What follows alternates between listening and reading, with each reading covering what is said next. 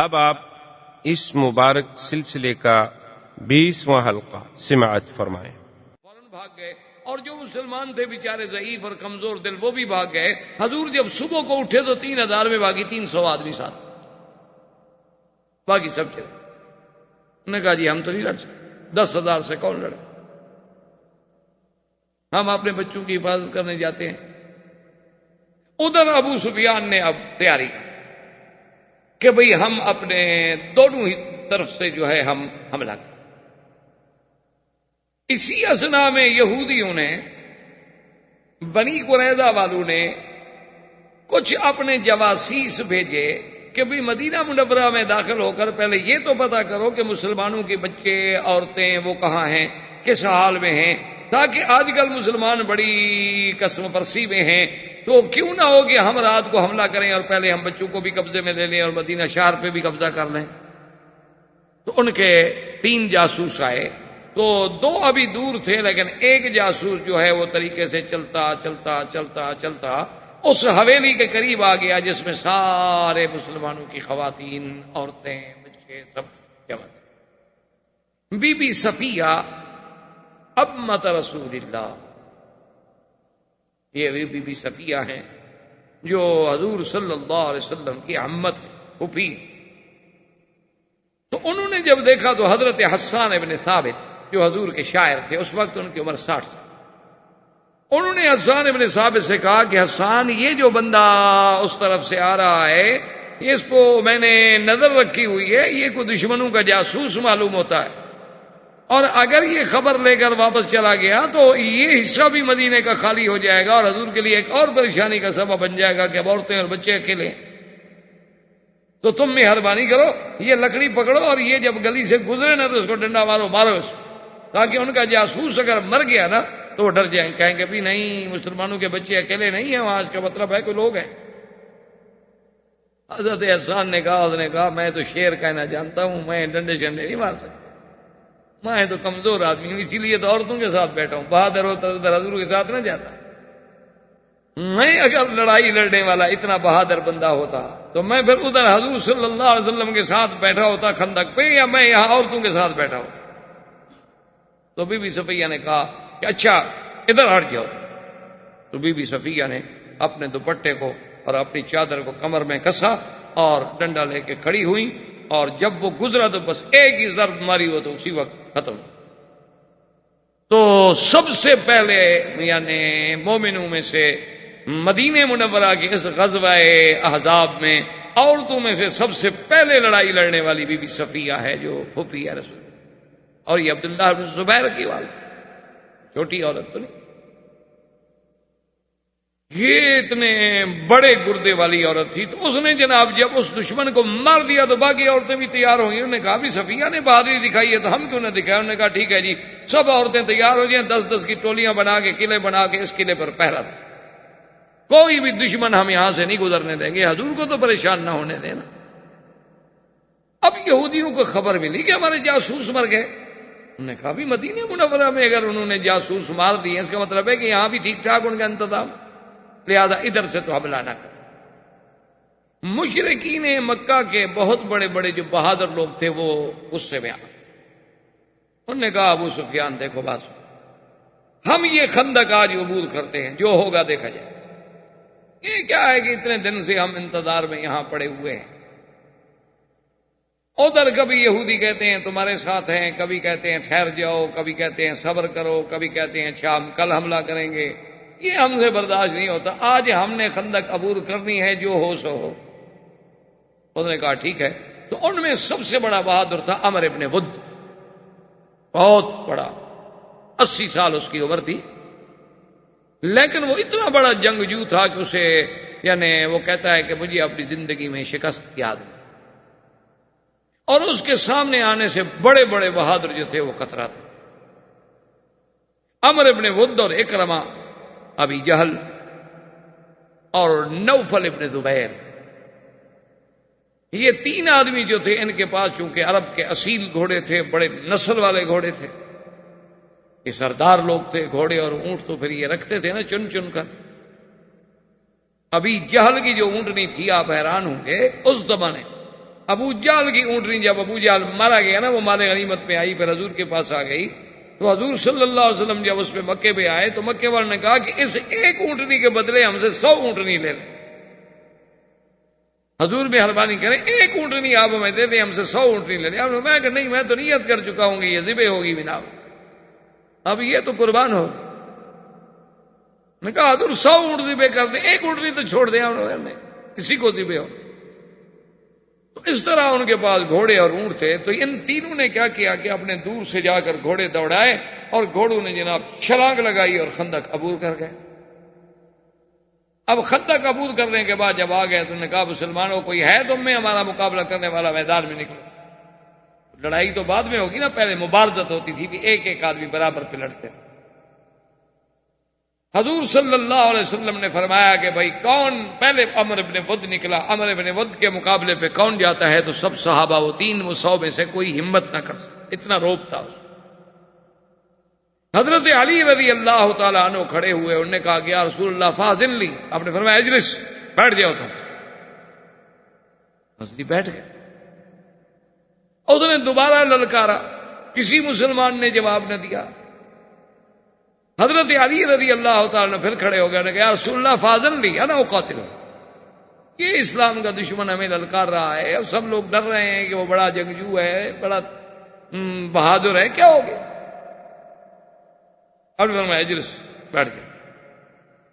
تیسرے دفعہ جب اس نے للکارا کہ اچھا مسلمانوں میں میرے مقابلے پہ آنے والا اب کوئی بھی نہیں، تو حضرت علی پھر کھڑے ہو کر نے کہا فاضل لی یا رسول اللہ، آپ نے فرمایا ٹھیک ہے اجازت ہے، مقابلہ کرو۔ اب 17 سال کی عمر ہے حضرت علی کی، اور سامنے اتنا بڑا جہاں دیدہ آدمی، اور حضرت علی پیدل چل کے آ رہے ہیں، وہ تو گھوڑے پہ ہے۔ جب حضرت علی پیدل آئے تو اس نے کہا کہ دیکھو علی، تم بھی ابی طالب کے بیٹے ہو اور جانتے ہو کہ میں عمرو بن ود ہوں، تم میری شجاعت کو جانتے ہو، لیکن میں جانتا ہوں تم ایک بڑے اچھے خاندان کے بیٹے ہو اور تم ابھی بچے ہو، تمہارا میرا مقابلہ کیا ہے؟ تم واپس جاؤ، کسی بوڑھے آدمی کو جو کھا پی چکا ہو اس کو میرے مقابلے پہ بھیجو، تم بچے ہو، جوان ہو، میں نہیں چاہتا کہ تم پہلی دفعہ میری تلوار کی زد میں آ جاؤ، تم جا کے کسی بوڑھے بندے کو بھیجو۔ حضرت علی نے فرمایا کیا کہہ رہے ہو؟ تمہاری شجاعت کے اگر دنیا میں چرچے ہیں تو سمتنی امی حیدرہ، میری ماں نے بھی تو میرا نام شیر رکھا تھا نا، تو کیا ہے، میں اگر چھوٹا ہوں تو کیا ہو گیا؟ تو عمرو بن ود دیکھیں، اس کا اتنا قیمتی گھوڑا تھا، اترا اور غصے میں اپنے گھوڑے پہ تلوار ماری تو گھوڑا 2 ٹکڑے۔ کہنے لگا ایک بچے کے سامنے میں گھوڑے پہ چڑھوں اور وہ پیدل لڑے میرے ساتھ، یہ تو میرے لیے ذلت ہے، موت ہے کہ میں سوار ہوں اور ایک بچہ مجھے سڑک پہ کھڑا چیلنج کر رہا۔ اسی غصے میں آ کر اس نے اپنے گھوڑے کو اتنی زور سے تلوار ماری کہ اس کی زین کو کاٹتے ہوئے گھوڑا 2 ٹکڑے ہو کے 2 حصوں میں تقسیم ہو گیا، اور اس کے بعد وہ دوڑا اور پوری قوت کے ساتھ سیدنا علی پہ حملہ کیا۔ کیونکہ حضرت علی خفیف آدمی تھے، حضرت علی رضی اللہ تعالیٰ نے جھول دے گئے، وہ اپنی قوت میں گرا اور حضرت علی نے ٹکڑے کر۔ جب وہ گرا اور حضور نے فرمایا اللہ اکبر، یا اللہ، پہلی ابتدا تو خیر سے ہو گئی نا۔ اب وہ جناب دوڑنے لگے واپس جانے کے لیے، تو حضرت زبیر بن العوام نے آ کے نوفل جب جانے لگا تو اس کا گھوڑا پار نہ جا سکا، خندق میں گرا تو اس نے تلوار ماری تو گھوڑا بھی اور نوفل دونوں جو تھے 2 ٹکڑے۔ زبیر کی تلوار تھی، اکرمہ بھاگ گیا۔ اچھا، خدا کی شان ہے، اس کے مقدر میں یہ لکھا، حالانکہ سب سے بڑا بہادر آدمی تھا، لیکن اللہ نے اس کو بچانا ہوگا نا، اسلام جو لانا تھا۔ یہ خندمہ جو ہے مکہ میں شیب ابی طالب کے ساتھ، یہ یہاں سے بھی بھاگ گیا تھا اور پھر آ کے اسلام لایا، اور پھر بھی یہ اس مقام کا بہادر تھا کہ حضرت خالد کے بعد اگر کسی کا نمبر تھا تو وہ اکرمہ تھا، بطل من ابطال الاسلام۔ جب ان کے 3 آدمی مرے تو ابو سفیان کھول گیا، انہوں نے کہا ہمارا تو بہت نقصان ہو گیا، ہم تو بالکل ذلیل ہو گئے۔ اتنے میں حضور صلی اللہ علیہ وسلم نے غطفان قبیلے کا جو چونکہ 4000 آدمی تھا، ان کے آدمیوں کو بھیجا کہ ہم تمہارے ساتھ بات کرنا چاہتے ہیں، ہمارے ساتھ بات کر۔ غطفان نے اپنے آدمی بھیجے، اویینہ ابن حصن کو بھیجا، وہ چپکے چپاتے حضور کی خدمت میں آنے کہا جی فرمائیں کیا بات؟ حضور نے فرمایا دیکھو بنو غطفان تمہاری ہماری تو کوئی لڑائی ہے نہیں، تم تو قریش سے پیسے لینے کے لیے یا مال غنیمت کی لالچ میں ہم سے لڑنے آئے ہوئے ہو، ورنہ تمہارا ہمارا کیا جھگڑا ہے؟ تو ایسا کرو کہ اگر میں انصار سے بات کرتا ہوں، اگر انصار مان جائیں تو تم ایسا ہو کہ بھی 1/3 جو مدینے میں کھجوروں کا پھل آئے گا ہم 1/3 حصہ جو ہے وہ آپ کے قبیلے کو دیں گے، لیکن تم واپس لڑو نہیں۔ انہوں نے کہا جی نہیں 1/3 تو بہت تھوڑا ہے۔ آپ نے فرمایا کہ اچھا ہم آپ کو آدھا دے دیں، لیکن شرط یہ ہے کہ اگر انصار مان گئے، کیونکہ باغ تو ان کے۔ انہوں نے کہا جی آدھا بھی تھوڑا ہے، اگر ہمیں سارا پھل دے دیں جو اس سال اترے تو میں اپنے 4000 بندے کو لے کر کل واپس چلے، یہ میرا آپ کا معاہدہ۔ ہم تو لڑنے آئے تھے اپنے فائدے کے لیے، جب ہمیں مدینہ منورہ کی کھجوروں کا 1 سال کا پورا پھل مل رہا ہم کیوں لڑے؟ حضور نے فرمایا اچھا پہلے مجھے انصار سے پوچھنے دو۔ آپ نے انصار کے سرداروں کو بلایا، حضرت سعد کو بلایا، فرمایا ایسے بات ہے۔ اس نے کہا کہ یا رسول اللہ اگر تو یہ اللہ کا حکم ہے تو پھر صرف مدینے کے پھل نہیں، آپ چاہیں تو باغ بھی دے دیں۔ اگر یہ اللہ کا حکم بھی نہیں ہے لیکن آپ کا حکم ہے پھر بھی حاضر ہے، اور اگر یہ اللہ کا حکم بھی نہیں آپ کا حکم بھی نہیں، مجرد ایک مشورہ ہے، ایک جنگی چال ہے، تو پہلے آپ ہمیں بتلائیں کہ منشا کیا ہے۔ حضور پاک نے فرمایا کہ نہ اللہ کا حکم ہے نہ میرا حکم، بعد ایک مقیدہ حرب بھی ہے، ایک جنگ کی چال ہے، ہم چاہتے ہیں کہ دشمن کو تقسیم کریں، پھاڑیں۔ انہوں نے کہا حضور تو پھر بات سن لیں، یہ عیینہ ابن حصن بھی بیٹھا ہے، اس نے کہا ہے سنو عیینہ، ہم مٹی میں مل جائیں گے، مر جائیں گے، لیکن مدینے کی 1 کھجور بھی کافر کو نہیں دیں گے۔ سارے سال کا فصل لینے کی امید میں بیٹھے، ہم 1 کھجور بھی تمہیں دینے کے لیے تیار نہیں۔ جاؤ تم بھی حملہ کرو کافروں کے ساتھ، کیا ہو گیا؟ ہم مر جائیں، شہید ہو جائیں، ہم اتنی دب جائیں کہ اب کافروں کو ہم خراج دیں، اب کافروں کو ہم اپنے فصل پیش کریں، یہ نہیں ہو سکتا۔ حضور نے فرمایا دیکھو میں نے پہلے کہہ دیا تھا کہ اگر انصار مان گئے، کیونکہ انصار راضی نہیں ہے لہذا تمہارا ہمارا معاہدہ کوئی نہیں۔ کہا جی ٹھیک ہے پھر ہم لڑیں گے، آپ نے فرمایا لڑو۔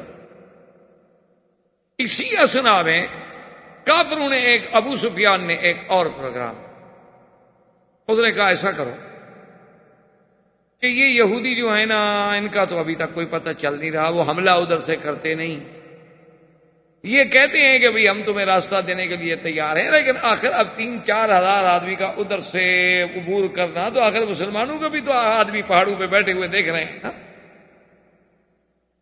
کوئی آسان بات تو نہیں۔ تو اس نے کہا ایسا کرو کہ پوری خندق پہ بیک وقت حملہ کرو، یہ جو ہے نا کہ کوئی ادھر سے کرے، 1 آدمی 2 آدمی مقابلہ کرے، نہیں، بالکل گھوڑے تیار کر لو جن کے پاس اچھے گھوڑے ہیں، اور پوری خندق پہ ہم نے ایک ہی وقت میں حملہ کرنا ہے، تاکہ ان میں چلو ہم آدھے بھی اندر چلے گئے، عبور کر گئے تو بس پھر تو جنگ ہم جیت گئے۔ حضور صلی اللہ علیہ وسلم کو پتہ چلا،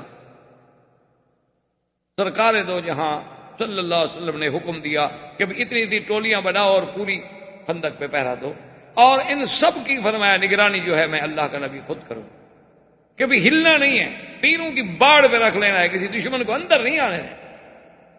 تم اپنے ساتھ اتنے تیر رکھ لو، پتھر رکھ لو کہ ایک دفعہ برسات کر دو، اگر تیر ختم ہو جائیں تو پتھروں کی برداشت کر دو کہ کوئی دشمن اگر ایک دفعہ عبور کر گیا ان کا 50-100 آدمی تو پھر مشکل ہو جائے گا، 300 آدمی ہم سارے۔ تو آپ حیران ہوں گے کہ صبح کے بعد یہ لڑائی شروع ہوئی، ظہر، عصر، مغرب، یہ وہ دن ہے جس میں میرے مدنی پاک کی نمازیں قضا ہوئی۔ حضور صلی اللہ علیہ وسلم عصر نہیں پڑھ سکے، مغرب نہیں پڑھ سکے، ظہر نہیں پڑھ سکے، آپ کی نمازیں قضا ہو گئیں، صحابہ کی نمازیں قضا ہو گئیں۔ حضرت عمر فرماتے ہیں کہ میں نے عصر اس حال میں پڑھی کہ سورج ڈوب رہا تھا اور میں اشاروں سے نماز پڑھ رہا تھا۔ جب مغرب ہو گئی، اندھیرا ہو گیا تو دونوں طرف سے جنگ تھم گئی، وہ تو رات کو تھم جاتی۔ حضور صلی اللہ علیہ وسلم نے اسی ترتیب سے نمازیں قضا کی۔ تو شرعی مسئلہ یہ ہے کہ مثلا آپ کی عصر قضا ہو گئی ہے تو آپ مغرب پڑھنے سے پہلے عصر، ہاں اگر آپ مسجد میں گئے اور مغرب کی جماعت کھڑی ہو چکی ہے تو پھر آپ جماعت میں شامل ہو جائیں، مغرب پڑھ لیں، پھر عصر بعد میں.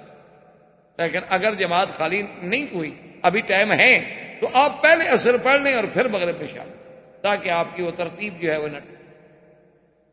حضور پاک نے پہلے ظہر پڑھی، پھر عصر پڑھی، پھر مغرب پڑھی، اور اس کے بعد بیٹھ کے حضور نے دعا کی کہ یا اللہ ان ظالموں نے تیرے نبی کی نمازیں بھی قضا کی. میرا اللہ آج ہم اتنے خوف میں ہیں کہ ہم نماز بھی نہیں پڑھ سکتے. اور اس کے بعد وہ مشہور دعا ہے حضور صلی اللہ علیہ وسلم کی کہ اللہم استر عوراتنا، اللہم استر عوراتنا، آمن روآتنا، خفف لوآتنا، اللہم اہزمہم، اللہم انزل علیہم باسک الذی لا يرد عن القوم المجرمین، اللہم مزقہم کل ممزق. ادھر حضور دعا فرما رہے ہیں، صحابہ پریشان ہیں، اور ایک شخص جس کا نام تھا نعیم ابن مسعود، یہ کافروں کا بہت مانا ہوا آدمی، یہ چھپتے رات کی تاریکی میں پہنچا اور سیدھا حضور کی خدمت میں آیا اور کہنے لگا کہ حضور آپ کوئی دل میں خوف نہ کریں کہ میں بری نیت کے ساتھ آئی ہوں، اشہد اللہ الہ الا اللہ واشہد ان محمد رسول اللہ، میں شہادت دیتا ہوں آپ اللہ کے نبی ہیں. یہ اتنا بڑا واقعہ تھا کہ مسلمانوں پر جان کی بنی ہوئی ہے، معصور ہیں، اپنی جان بچا رہے ہیں. آج کوئی آدمی اسلام قبول کرے، حضور نے فرمایا اچھا نعیم تمہارے اسلام کو اللہ بھی قبول فرمائے، ہم نے بھی قبول کر لیا ہے. اس نے کہا حضور فامرنی، مجھے حکم دو. آپ نے فرمایا نعیم کیا حکم، تم ایک آدمی کیا کرو، ہم 300 تھے، چلو اب 301 ہو گئے. تو اللہ کے بندے کون سا کوئی پانسا پلٹ گیا جنگ کا، تم جو مجھے کہتے ہو حکم دو، تو ایک بندے کے اضافہ ہو جانے سے کیا ہو جائے. اس نے کہا حضور جنگ تو ایک آدمی بھی لڑ سکتا ہے، اگر آپ مجھے حکم دیں تو میں جنگ لڑ سکتا ہوں. میں فرمایا کیا کہہ رہے ہیں. اس نے کہا حضور بس اب میں چونکہ مسلمان ہو گیا ہوں، اب میرے لیے بڑا مشکل ہے کہ میں جھوٹ کیسے بولوں، اور دوسری بات یہ ہے کہ میں اب آپ کا کلمہ پڑھ چکا، آپ کو نبی مان چکا، آپ کی شان میں گستاخی کیسے کروں. اگر ان دو چیزوں کی مجھے آپ اجازت دے دینا تو میں جنگ لڑ سکتا ہوں اکیلا بھی. حضور نے فرمایا کہ جنگ میں تو جائز ہے، الحرب خدعۃ، جنگ تو ہے ہی دھوکہ. تو اس نے کہا حضور اگر اجازت ہے نا تو میرے اسلام کا اعلان بھی نہ کریں، ابھی مجھے کسی کو پتہ نہیں کہ میں مسلمان ہو گیا ہوں، ابھی کسی بندے کو پتہ نہیں ہے کہ میں مسلمان ہو گیا، میرے اسلام کو آپ رات میں رکھیں، مجھے جانے دیں، انشاءاللہ اللہ کو منظور ہے تو میں ایک دن کے بعد آپ کو اچھی خبر دوں گا. حضور نے فرمایا نہیں تم کیا کرو گے. اس نے کہا حضور بس یہ بات مجھ پہ چھوڑ دیں. نہیں وہاں سے چھپتا تھا. اس نے کہا کہ پہلے ابو سفیان کے پاس جانے کے بجائے بنو قریظہ میں جاؤ، وہ طرف قریب تھی، وہ سیدھا جناب بنو قریظہ کے پاس پہنچا. رات کی تاریکی میں آواز دی تو کعب نے، ان کے سردار نے اس کو بلا لیا. اس نے کہا تم جانتے ہو میں کون ہوں؟ اس نے کہا نہیں میں ابن مسعود. اس نے کہا تم جانتے ہو میرا حضور کے ساتھ کتنی بڑی دشمنی ہے؟ یہ بھی جان، باقی آپ تو حضور کے دشمن ہیں. اس نے کہا یہ بھی جانتے ہو کہ میرا تمہارے ساتھ ایک تعلق ہے اور میرے تمہارے ساتھ کچھ احسانات ہیں؟ انہوں نے کہا ہاں یہ بھی مان. بھئی تم بھی تو سردار ہو، آپ تمہارے احسان ہیں تو کیا ہوا، ہم بھی سردار ہیں، ایک دوسرے پہ ہوتے رہتے ہیں. اس نے کہا تم جانتے ہو کہ میں آج رات کی تاریکی میں کیوں آیا ہوں؟ کہا نہیں یہ تو بتا. اس نے کہا میں تمہاری خیر خواہی کے لیے آیا ہوں، لیکن اس بات کو اپنے پیٹ میں رکھنا. انہوں نے کہا کیا؟ اس نے کہا دیکھو 45 دن ہو گئے محاصرے کو، 45 دن میں ہم مسلمانوں کا ایک بندہ نہیں مار سکے، وہ ہمارے 4 مار چکے ہیں. ابو سفیان اور اس کی فوج میں بالکل اپنا دل ہار گئے ہیں، اور وہ فیصلہ کر چکے ہیں واپس جانے کا، اور وہ بھاگنا چاہتے ہیں، اور تمہیں کہتے ہیں کہ ادھر سے حملہ کرو. وہ مروانا چاہتے ہیں، اور یہ جنگ ہار گئے، وہ تو مکے چلے جائیں گے، ان کا تو کچھ بھی نہیں بگڑے گا. بنو غطفان چلے جائیں گے اپنے قبائل میں، تمہیں تو مسلمان نہیں چھوڑتے تمہارے قبیلے کو، تمہارے تو بوٹی بوٹی کر دیں گے مسلمان، کہ تم نے غداری کی ہے نا، اور تم مدینے کے رہنے والے ہو، تم کہاں بھاگو گے بدبخت. بنو نذیر کا حشر دیکھ لیا تھا. اس نے کہا یہ میں کیسے مان لوں کہ ابو سفیان بھاگ رہا ہے، وہ تو مکے سے لشکر لے گیا. اس نے کہا دیکھو میری ایک خیر خواہی ہے، مانو نہ مانو، لیکن میری بات کسی کو نہ کرنا، راز دل میں رکھنا، نہیں ماننا، بالکل نہ ماننا، میں تمہاری یہ خیر خواہی کے لیے بات کہہ رہا ہوں، سمجھ میں آ جائے غور کرنا اس پر، اگر نہ سمجھ میں آئے تو بس بات کو پھینک دینا۔ اس نے کہا بتاؤ؟ اس نے کہا ابو سفیان کے پاس وفد بھیجو، ان کو کہو کہ اگر واقعی اللہ کے نبی سے لڑنا ہے، مجھے پتہ لگا ہے تم بھاگ رہے ہو، اگر لڑنا ہے تو اپنے 10 سردار بھیجو ہمارے پاس، وہ ہمارے قبائل کے ساتھ مل کے حضور پہ حملہ کریں گے، تاکہ اگر تم بھاگو تو ہم ان 10 کو تو پکڑ لیں اور ہماری تسلی ہو جائے۔ انہوں نے کہا اگر اس نے کہا وہ 10 آدمی نہ بھیجے تو سمجھ لینا وہ تمہیں مروانا چاہتا ہے، اور اگر 10 آدمی بھیج دے تو ابو سفیان سچا، پھر ٹھیک ہے تم حملہ کرو حضور پر، ادھر سے ہم کریں گے ادھر سے تم کرو۔ اس نے کہا ٹھیک ہے۔ انہوں نے کہا بس اس بات کو دل میں رکھنا۔ اس نے کہا یار آج تم رہو۔ نے کہا خدا کے بندے میں چپ کے آیا ہوں، کل کی بات کرو، رات کیسے رہوں، صبح دن میں کیسے نکلوں میں؟ تو ڈاٹا مار کے نکلا، وہاں سے نکلتا دوسرا راستہ طے کرتا ہوا ابو سفیان کے پاس آ گیا۔ السلام علیکم۔ انہوں نے کہا نہیں میں ابن مسعود ہو۔ اس نے کہا یا ابا سفیان هل تعلم عداوتی مع الرسول صلی اللہ علیہ وسلم، اللہ کے نبی کے ساتھ میری دشمنی کا تمہیں پتہ ہے؟ اس نے کہا نعم، کون انکار کر سکتا ہے، تم تو ہمارے بھائی ہو، تم تو دشمن ہو حضور کے۔ انہوں نے کہا پر ایک بات ہے لیکن راز کی سب لوگوں کے سامنے نہیں بتا سکتا۔ اس نے کہا اچھا، علیحدہ ہو گیا۔ اس نے کہا مجھے پتا چلا ہے کہ بنو قریظہ جو ہے نا وہ ڈر گئے، وہ کہتے ہیں یہ اللہ کا سچا نبی ہے کہ جس کے بعد 300 بندہ ہے اور 10,000 بندہ اس پہ حملہ نہیں کر پا رہا، 45 دن ہو گئے، اور 10,000 آدمی 300 والوں کا ایک بندہ نہیں مار سکے، 300 والے 10,000 کے 5 مار چکے ہیں سردار۔ تو وہ ڈر گئے ہیں، وہ کہتے ہیں یہ اللہ کا سچا نبی ہے تو اس سے لڑنا جو ہے بہت مشکل ہے۔ اب وہ حضور کو انہوں نے پیغام بھیجا ہے کہ جی ہم اپنے معاہدہ جو آپ کے ساتھ تھا نا ہمارا کہ ہم آپ کے حلیف ہیں، اس معاہدے پہ ہم قائم رہنا چاہتے ہیں، ہم کوئی غداری نہیں کریں گے، اور اگر آپ کو اعتبار نہیں آتا نا تو ہم کفار قریش کے 10 سردار منگوا کے قتل کر کے ان کے سر آپ کو پیش کرتے ہیں۔ اگر ہم 10 سرداروں کو قتل کرا کے ان کے سر آپ کی خدمت پہ بھیج دیں پھر تو آپ اعتبار کریں گے نا ہم آپ کے خیر خواہ ہیں اور قریش کے دشمن ہیں، اگر نہ بھیجیں تو ٹھیک ہے پھر ہم بھی غدار ہیں۔ انہوں نے کہا اچھا یہ بات ہوئی؟ اس نے کہا دیکھو بات سنو، زیادہ گرمی کھانے کی ضرورت نہیں ہے، اگر یہودی آپ سے 10 بندے مانگیں کہ بھئی ہمارے پاس آپ نے 10 بندے بھیجو تو پھر سمجھ لینا کہ میری رپورٹ صحیح ہے، اگر وہ آپ سے 10 بندوں کا مطالبہ نہ کریں تو پھر میری اطلاع غلط ہے، پھر یہ بات باہر نہیں نکالنے کسی کو، چونکہ مجھے بھی تو کسی نے بتائی ہے۔ اس نے کہا ٹھیک۔ اب جناب صبح کو ابو سفیان نے جب اپنا آدمی بھیجا کہ بھئی 3 دن ہو گئے ہم کہتے ہیں روز حملہ کرو تو حملہ نہیں کرتے ہو، کیا بات ہے؟ انہوں نے کہا ابو سفیان ہمیں پتہ چل گیا ہے تم ہمیں مراؤ ہو کہ ہم حملہ کر دیں گے، تم ادھر سے حملہ نہیں کرو گے، چونکہ آخر حضور بھی تو قریشی ہیں نا، لاکھ تمہاری جنگیں ہو جائیں۔ دیکھو نا پہلے تم عہد میں آئے لڑے، کیا کیا؟ مدینے پہ حملہ کیوں نہیں کیا؟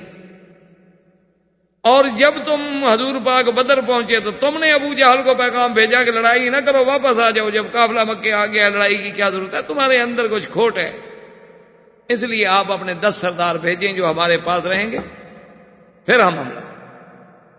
تو ابو سفیان نے کہا ہاں صدق نعیم ابن مسعود، یار نعیم ابن مسعود کی بات سچی۔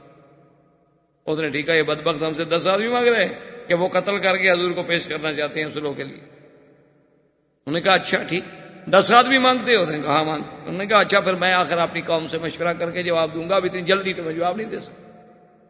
انہوں نے کہا ٹھیک ہے مشورہ کر لو، لیکن اگر 10 آدمی نہیں بھیجو گے تو ہم حملہ نہیں کریں۔ حضور صلی اللہ علیہ وسلم عشاء کی نماز پڑھ کے بیٹھے ہیں اندھیرے میں، سوچ رہے ہیں کہ بھئی نعیم ابن مسعود نے جو کہا تھا کیا ہوا؟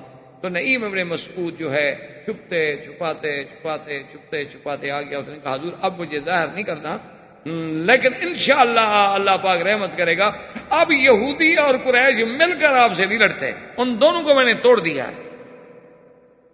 حضور نے فرمایا وہ کیسے؟ اس نے پھر سارا قصہ سنایا۔ اور نے فرمایا نہیں تم تو اکیلے آدمی جنگ لڑنے کے قابل۔ نے کہا حضور میں نے تو کہا تھا کہ میں ایک بندہ بھی لڑ سکتا ہوں، آپ فکر نہ کریں، اب ان کا اعتبار ٹوٹ چکا ہے، وہ 10 آدمی مانگ رہے ہیں، وہ 10 آدمی نہیں دیتے، اور دونوں متفق ہو کر تو حملہ کرتے ہیں۔ یہ البتہ ہو سکتا ہے کہ قریش اکیلے بھی لڑے حملہ کرے، لیکن وہ ان کا ساتھ نہیں دیں گے بنو قریظہ۔ حضور نے فرمایا چلو اچھا، ایک طرف سے تو ہم مطمئن ہوئے نا۔ حضور صلی اللہ علیہ وسلم نے فرمایا کہ صحابہ سے من یاتینی بخبر القوم، صحابہ میں سے کوئی آدمی ہے جو جائے اور اس لشکر میں، دشمن کے لشکر میں جائے، اندر داخل ہو، پتہ کرے کہ اب یہ حالات جو پیدا ہوئے ہیں نعیم کی بات سے، اب کیا سوچ رہے ہیں ابو سفیان۔ اور فرمایا من یاتینی بخبر القوم فلہ الجنہ، کون ہے جو قوم کی خبر لے کے آئے اس کی جنت کا محمد مدنی ذمہ داری لیتا ہے۔ صحابہ میں سے کوئی کوئی ہمت نہیں کرتا، اب اتنا روب ہے، صاحب نے 10,000 کا لشکر ہے اور رات اتنی ٹھنڈی اتنی شدید ہے کہ حضرت حذیفہ فرماتے ہیں شدید الظلمت شدید البرد شدید الخوف شدید الریح، کہ اس رات میں یہ 4 چیزیں جمع ہو گئی تھیں کہ ٹھنڈی بھی سخت، ہوا بھی سخت، ڈر بھی سخت اور اندھیرا بھی سخت۔ تو 3 دفعہ کہنے کے بعد بھی جب کوئی نہ اٹھا تو حضرت حذیفہ کہتے ہیں میں ویسے اٹھنے لگا کہ میرے پیر میں موچ آئی ہوئی تھی، میں زیادہ بیٹھ نہیں سکتا تھا۔ حضور نے سمجھا کہ شاید میں کھڑا ہو گیا ہوں، تو آپ نے فرمایا اچھا قم یا حذیفہ، اٹھو، تم اٹھو میں۔ تو ہم نے کہا حضرت یا رسول آپ کیا کر سکتے، انکار تو نہیں کر سکتا تھا، لیکن میری تو وہی جان نکل گئی کہ سردی میں تو ابھی باہر نکل کے ویسے مر جاؤں گا، خبر کیا لے آؤں۔ خبر لانے کی قوت تو تب ہوگی، میں تو حضور کے خیمے میں بیٹھا ہوا ایسے ایسے کام رہا ہوں، دانت میرے بج رہے ہیں، خیمے سے باہر نکلتے ہوئے تو میں ختم ہو جاؤں گا۔ حضور نے فرمایا فذهب یا حذیفہ لیکن لا تحدث امرا حتى يخبرنی، خبردار کوئی قدم نہیں اٹھانا جب تک کہ مجھے خبر نہ دے۔ میں نے کہا نام یا رسول اللہ۔ کہتے ہیں جب میں جو ہی خیمے سے نکلا کأنی فی الحمام، مجھے ایسے معلوم ہوتا تھا کہ میرے اللہ نے ایسا انتظام کر دیا کہ گویا میں حمام کی گرمی میں بیٹھا ہوں، کوئی سردی نہیں، کوئی ہوا نہیں، کچھ نہیں، میں تو بالکل ٹھیک ٹھاک نشید ہو گیا۔ اور اسی حفاظت کے ساتھ میں چلتا چلتا چلتا، چونکہ شدید اندھیرا تھا، غار میں اپنے خندق میں اترا، خندق عبور کی دشمن، میں جناب اس مقام پہ پہنچ گیا جہاں ابو سفیان آگ جل رہی تھی، آگ سینکنے پہ بیٹھا ہوا تھا اور سارے سرداروں کو جمع کر رہا تھا، الیکم یا قریش الیہ یا قریش الیہ یا قریش، دوڑ کے آؤ دوڑ کے آؤ، ہم نے فیصلہ کرنا ہے۔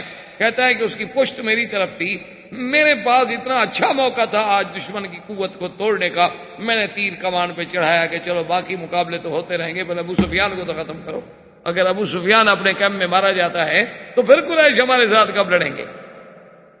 وہ تو اور ڈر جائیں گے نا کہ ہمارے گھر میں آ کر ہمارے سردار کو مار دیا۔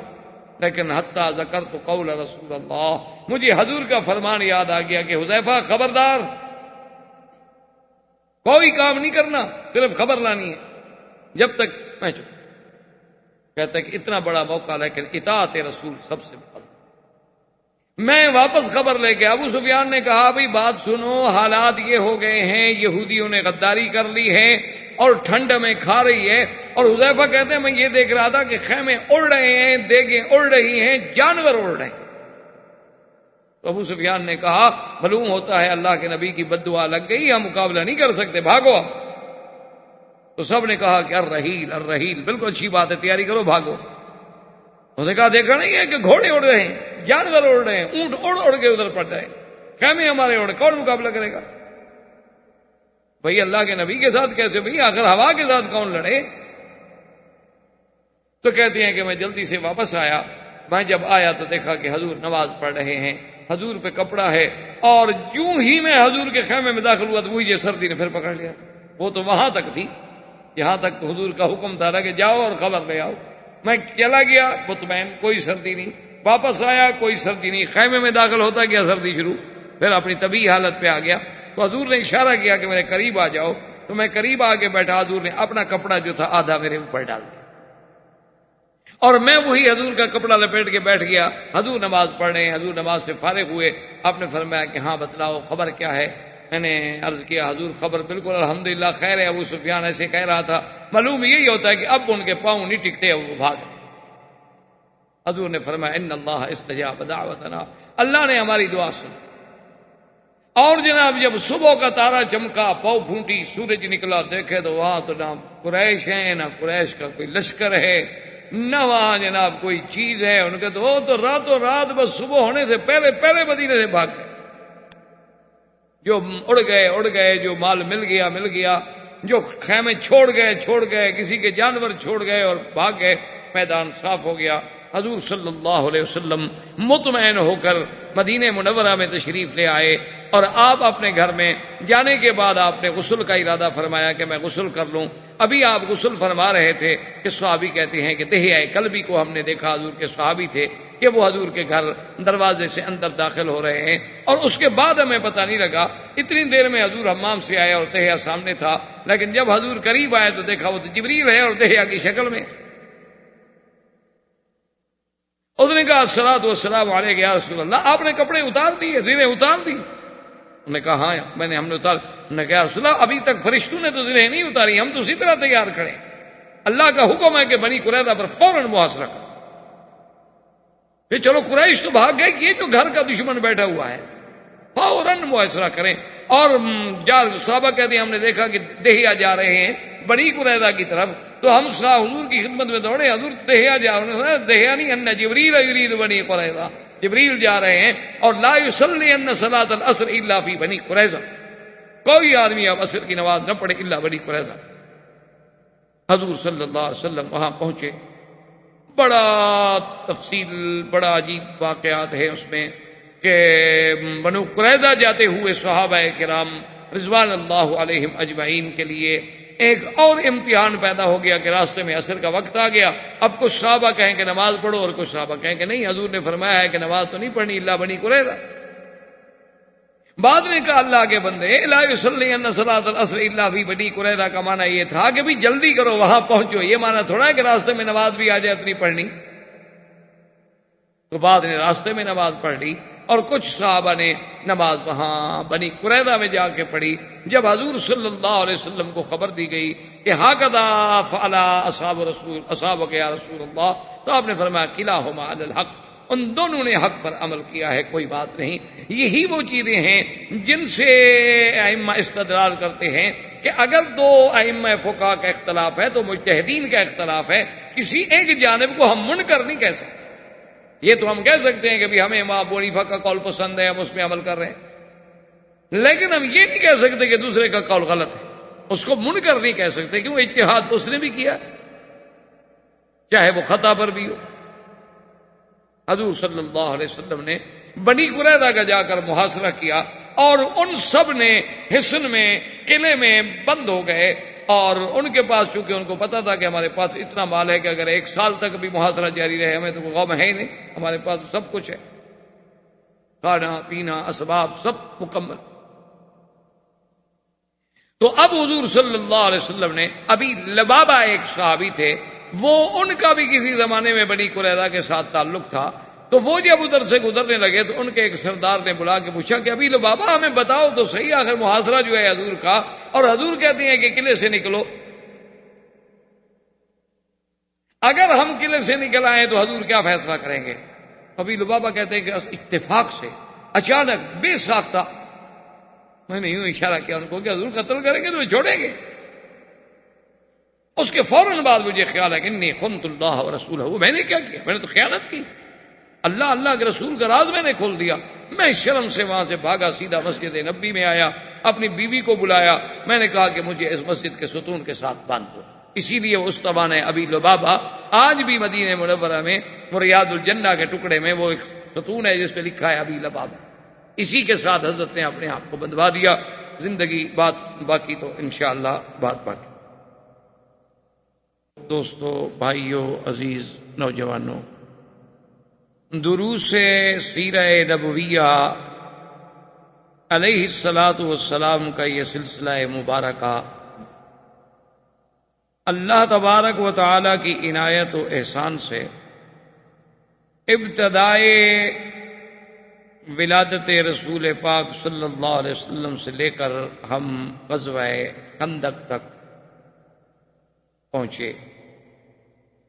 جیسا کہ آپ نے سابقہ درس میں سنا تھا کہ اللہ تبارک و تعالی نے مسلمانوں پر خصوصی رحم فرمایا، اور حضور صلی اللہ علیہ وسلم کی دعائیں جو تھیں وہ منظور ہوئیں، اور اللہ تبارک و تعالی نے جیسا کہ قرآن میں فرمایا ہے کہ ایمان والو میرے اس نعمت کو، میرے اس احسان کو یاد کرو، کہ جب دشمنوں کے لشکر تم پر چڑھ دوڑے، فَأَرْسَلْنَا عَلَيْهِمْ رِيحًا وَجُنُودًا لَّمْ تَرَوْهَا، ہم نے پھر ان پر ایک ہوا بھیجی اور ہم نے بھی ایسا لشکر بھیجا جو ان کو دیکھ بھی نہیں سکتے۔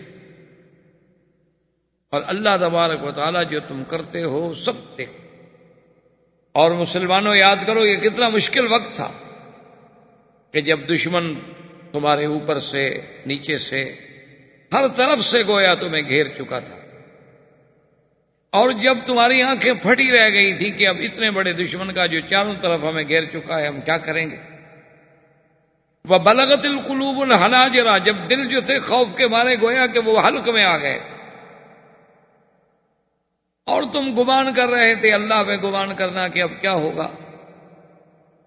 اور یہ وہ ایسا مشکل مقام تھا کہ مومنین جو تھے خالص ایمان والے وہ بھی اللہ کی طرف سے ایک ایسے امتحان میں آئے کہ وہ بھی ہل گئے۔ اور یہ وہ ایسا مقام تھا کہ جب منافقوں نے یہ کہنا شروع کیا کہ بھئی جو اللہ کا وعدہ تھا اور جو حضور فرماتے تھے ہماری نصرت ہوگی، اسلام غالب آئے گا، میرا دین پوری دنیا پہ چھا جائے گا، یہ تو محض باتیں تھیں۔ اور اس وقت کو یاد کرو کہ جب ان میں سے ایک جماعت کہہ رہی تھی کہ بھئی اے مدینے والو تمہارا تو اب کوئی ٹھکانہ نہیں رہا، دشمن نے ہر طرف سے گھیر لیا، اور جب منافقین بہانے بنا بنا کے میرے نبی کے پاس آتے تھے اور آگے کہتے تھے کہ ان بیوتنا عورہ وما ہی بعورہ، کہ یا رسول اللہ ہمارے گھر خالی ہیں، اکیلے ہیں، صرف عورتیں ہیں، اور دشمنوں نے ہمیں ہر طرف سے گھیر لیا ہے، کم از کم ہمیں اجازت دیں کہ ہم جا کر اپنے بچوں کی نگرانی کریں، اپنے بچوں کی حفاظت کریں۔ اللہ نے فرمایا میرا بدری یہ گھر والی بات نہیں تھی، نہ انہیں کو گھر کا غم تھا، اصل میں تو وہ چاہتے تھے یریدون الا فرار، آگے کسی طرح ہم بھاگ جائیں۔ حالانکہ وَلَوْ دُخِلَتْ عَلَيْهِمْ مِنْ أَقْطَارِهَا، اگر چاروں طرف بھی ان پر ایسے لوگ اور فوجی اور ہمراہ اور داخل ہو جاتے، ثُمَّ سُئِلَ الْفِتْنَةَ، پھر ان سے یہ طلب کیا جاتا کہ تم کافر ہو جاؤ، فوراً آ جاتے۔ یعنی جب اسلام کے لیے بلایا جا رہا ہے تو اب بہانے بنا رہے۔ وَلَقَدْ كَانُوا عَاهَدُوا اللَّهَ مِنْ قَبْلُ لَا يُوَلُّونَ الْأَدْبَارَ، حالانکہ یہ پہلے اللہ سے عہد کر چکے تھے کہ ہم کبھی پشت دے کر نبی کو نہیں چھوڑیں گے، ہم پورا پورا ساتھ دیں گے۔ وَكَانَ عَهْدُ اللَّهِ مَسْئُولًا، اللہ کے ساتھ جو وعدہ کیا جائے اس کے بارے میں تو پھر سوال ہوگا۔ اللہ نے فرمایا میرے مدنی ان کو آپ فرما دیں قُلْ لَن يَنفَعَكُمُ الْفِرَارَ إِنْ فَرَرْتُم مِّنَ الْمَوْتِ أَوِ الْقَتْلِ إِذًا لَّا تُمَتَّعُونَ إِلَّا قَلِيلًا، کہ تم ہرگز موت سے نہیں بھاگ سکتے، تمہارا بھاگنا کوئی تمہیں فائدہ نہیں دے گا، آخر تم نے مرنا ہے یا قتل ہونا ہے۔ چلو اگر کچھ دن بچ بھی گئے تو ایک مدت عارضی ہے جس کا تم نے نفع اٹھانا ہے۔ قُلْ مَنْ ذَا الَّذِي يَعْصِمُكُم مِّنَ اللَّهِ إِنْ أَرَادَ بِكُمْ سُوءًا أَوْ أَرَادَ بِكُمْ رَحْمَةً، آپ میرے نبی ان سے کہہ دیں کہ کون ہے اللہ کے سوا جو تمہیں بچائے اگر اللہ تمہیں نقصان دینا چاہے، یا کون ہے جو اللہ کی رحمت کو روکے اگر اللہ رحمت دینا چاہے۔ اللہ کے سوا تو کوئی ان کا دوست نہیں، کوئی مددگار نہیں۔ تو یہ سارے واقعات الحمدللہ قرآن کی آیات میں نے اس لیے پڑھ لی تاکہ خندق کا پورا تفصیل سے آپ واقعہ پڑھ چکے ہیں، تو جب آدمی کے ذہن میں وہ واقعہ ہو اور پھر قرآن کو پڑھے تو پھر قرآن سمجھنے میں اس کو آسانی آتی ہے کہ اب میں یہ آیت پڑھوں، ہاں اس کا واقعہ یوں تھا۔ تو غزوہ خندق کے بعد جب اللہ نے مسلمانوں کو فتح دے دی اور کفار کو اللہ تبارک و تعالیٰ نے ہوا سے تباہ و برباد کر دیا، ان کے خیمے اڑ گئے، جانور اڑ گئے، دیگیں اڑ گئیں، سب کو چھوڑ چھاڑ کے بھاگ، اور یہ اتنی بری شکست تھی کہ 10,000 کا لشکر 45 دن تک محاصرہ کر کے بیٹھا رہے۔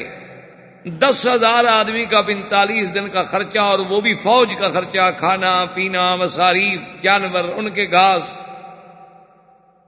اور 45 دن میں کچھ بھی حاصل نہ کرے اور ناکام و نامراد ہو کے لوٹ جائے، کچھ بھی پلے نہ پڑے،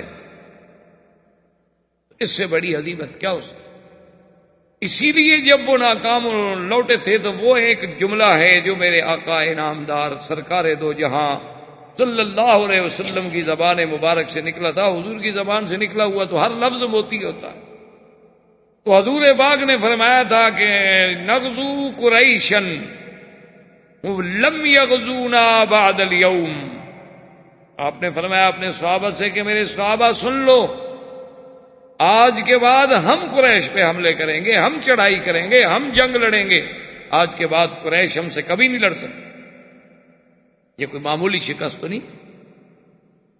تو جنگ خندق میں یہ بھی یاد رکھ لیں کہ عجیب عظیم جنگ ہے، لیکن اس میں دیکھیں کہ ساری جنگ میں مسلمانوں کے بھی صرف 5 آدمی شہید ہوئے اور کافروں کے 3 آدمی مرے، یعنی اتنا بڑا ظلم، اتنا بڑا عذاب کا کٹ، لیکن نقصان صرف اتنا تھا جو جانی نقصان۔ سرکار دو عالم صلی اللہ علیہ وسلم اپنے گھر میں تشریف لائے، کیونکہ 45 دن تک آپ نے خندق کے کنارے پہ گزارا تھا، تو آپ نے آتے ہوئے فوراً غسل فرمایا تاکہ کچھ تھکان اترے، کچھ میل اترے، گرد و غبار، اور پھر اتنی بڑا طوفان، اتنی بڑی ہوا چلی۔ سرکار دو عالم صلی اللہ علیہ وسلم جب غسل فرما کے باہر نکلے تو آپ کے ایک صحابی تھے دہیا کلبی، وہ اتنے خوبصورت انسان تھے، اللہ نے انہیں اتنا جمال دیا تھا کہ بعض روایات میں ان کے احوال میں یہ بھی موجود ہے کتابوں میں کہ وہ اپنے چہرے پہ خود کپڑا ڈال لیتے تھے کہ کوئی عورت مجھے دیکھ کر کسی فتنے میں مبتلا نہ ہو۔ تو حضرت جبریل علیہ السلام کبھی کبھی جب تشریف لاتے انسانی شکل میں تو آپ حضرت دہیا کلبی کی شکل میں تشریف لاتے، تو دیکھنے والا یہ سمجھتا تھا کہ دہیا ہے۔ حتیٰ کہ روایات میں موجود ہے کہ ایک دن سرکار دو جہاں صلی اللہ علیہ وسلم کے پاس بیٹھے تھے کہ حضرت حسن اور حسین رضی اللہ عنہما چھوٹے بچے تھے، وہ آ کے حضور پاک سے کھیلا کرتے تھے، تو وہ جب دوڑتے ہوئے آئے تو انہوں نے آ کے دہیا کو پکڑ لیا اور اس سے کہا کہ بھی ہمارے لیے وہ کھلاوا اور کھجور اور مٹھائی کدھر ہے، کیونکہ حضرت دہیا ان کے لیے کچھ لاتے تھے تھوڑی تھوڑی چیزیں۔ اب حضور نے فرمایا اما یا اسے کیا کر رہے خدا کے بندے، دہیا نہیں آدھا جبریل، یہ تو جبریل ہے، وہ تو کھانے پینے سے پاک ہے، تمہارے لیے کہاں سے چاکلیٹ لے کر آئے؟ تو سمجھ نہیں آتی تھی چونکہ وہ دہیا کی شکل ہے۔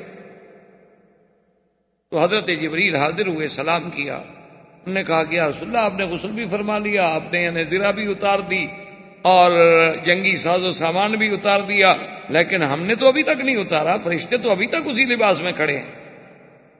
اللہ کا حکم ہے کہ فوراً بنی قریظہ کا محاصرہ کیا۔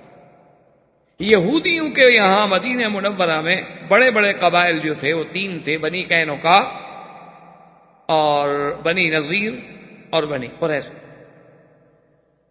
اب ان میں سے صرف یہ بنی قریظہ باقی، ان پہلے 2 قبائل کا اجلاء کر دیا گیا تھا، ان کو مدینہ منورہ سے نکال دیا گیا اور وہ خیبر چلے، جس کی وجہ سے آج کل آپ نے دیکھا ہوگا کہ گریٹر اسرائیل کا جو وہ نقشہ بناتے ہیں اس میں دکھاتے ہیں کہ مدینہ ہمارا ملک تھا، یہ جھوٹ ہے۔ وہ مدینہ منورہ میں اس انتظار میں بیٹھے تھے کہ جب اللہ کے نبی پیدا ہوں گے تو ہم مسلمان ہوں گے، اسلام لانے کے لیے آئے تھے۔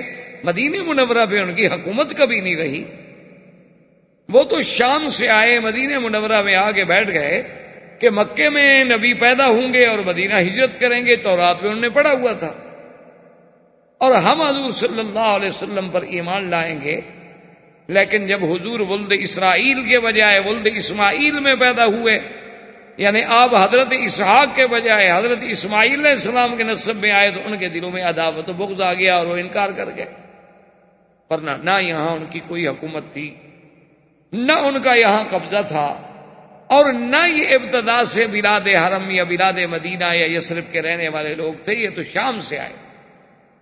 بلکہ حضور صلی اللہ علیہ وسلم کے آنے کے وقت میں تھوڑے تھوڑے حالات ایسے پیدا ہوئے تھے کہ عبداللہ ابن ابی جو تھا اس کو مدینہ کا سردار بنا دیا جائے، لیکن ابھی اس کو بھی نہیں بنایا گیا تھا، یعنی اس کی سرداری کی باتیں چل رہی تھیں۔ سرکار جب تشریف لے آئے تو سب کی سرداریاں ختم ہو گئیں، سب کی نام جو تھی وہ ختم ہو گئی، اور سب کی عظمتیں خاک میں مل گئیں، اب ساری دنیا تو حضور کی غلام ہو گئی۔ تو یہودی اور زیادہ سٹ پٹائے، تو حضور صلی اللہ علیہ وسلم نے جبریل کے کہنے کے بعد فوراً اعلان فرما دیا اپنے صحابہ میں کہ الرحیل الرحیل لا یصلین صلاۃ العصر الا فی بنی قریظہ، خبردار ہم میں سے کوئی نماز عصر کی نہ پڑھے مگر کہ بنی قریظہ میں پہنچ کے۔ اور صحابہ کہتے ہیں کہ ہم نے یہ بھی دیکھا کہ دہیا جو ہیں وہ بھی بنی قریظہ کی طرف جا رہے ہیں تو حضور نے فرمایا وہ دیہیا نہیں، وہ جبریل اپنا لشکر لے کے جا رہے ہیں۔ اب صحابہ رضوان اللہ علیہم اجمعین جو تھے حضور کے حکم پر فوراً تیار ہوئے اور بنی قریظہ کی طرف چلے، کیونکہ یہ سب سے بڑی ضرورت تھی کہ بنی قریظہ ہی تو تھے کہ جن کی غداری کی وجہ سے مسلمانوں کے لیے یہ مشکلات کا دور پیدا ہوا۔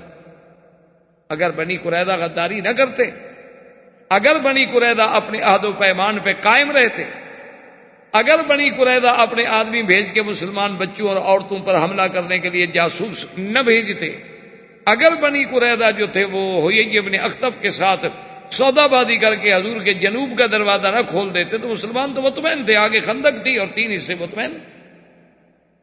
سب سے بڑی غداری ان کی، اور دوسرا یہ بھی اللہ کو منظور تھا کہ بھی ان کی قوت کو تو ہمیشہ کے لیے کچل دیا جائے، نہیں یہ پھر ہمارے لیے خطرہ نہ بنے، ورنہ جب تک دشمن ہمارے بغل میں بیٹھا ہے وہ تو کسی وقت پھر ہمیں نقصان دے سکتا۔